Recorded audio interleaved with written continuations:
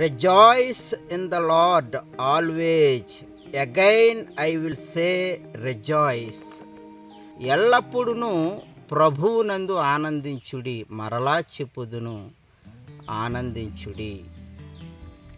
సంతోషముతో, ఆనందముతో ప్రభువును స్తుతించి, ప్రభువును ఆరాధించి, ప్రభువు నామమును ఘనపరిచి, మన జీవితాలలో దేవునిని మహిమపరిచినప్పుడు గొప్ప ఆనందము, గొప్ప సంతోషము మన జీవితాల్లో మనకు ఉంటుంది.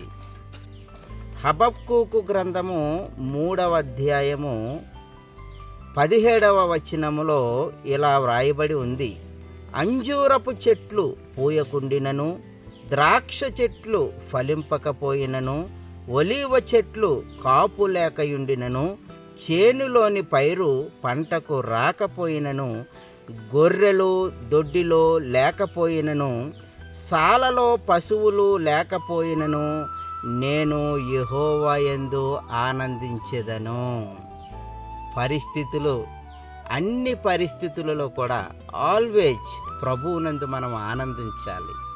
ఎప్పుడైతే మనము ప్రభువునందు ఆనందిస్తామో ఆత్మీయ ఆశీర్వాదములు, శారీరకమైన ఆశీర్వాదములు దేవుడు మనకి ఇస్తారు. ప్రభువునందు విశ్వాసం ఉంచండి, ధన్యులు కండి. చిన్న ప్రార్థన చేసుకుందాం. ప్రేమగల దేవా, దయగలిగిన తండ్రి, ఎల్లప్పుడూ కూడా ప్రభువునందు ఆనందించమని హబక్కూకు భక్తుడు మరి ఆ పరిస్థితులలో యెహోవా యందు ఆనందించడం మేము చదువుకున్నాం. ప్రభువా, నేను మా జీవితాలలో ఎల్లప్పుడూ కూడా ప్రభువునందు ఆనందించి, ప్రభువునందు ఎల్లప్పుడూ కూడా సంతోషించే కృపను మాకు అనుగ్రహించమని, మాకు సహాయము చేయమని యేసుక్రీస్తు నామమున ఈ ప్రార్థన అడిగి వేడుకొనుచున్నాము తండ్రి.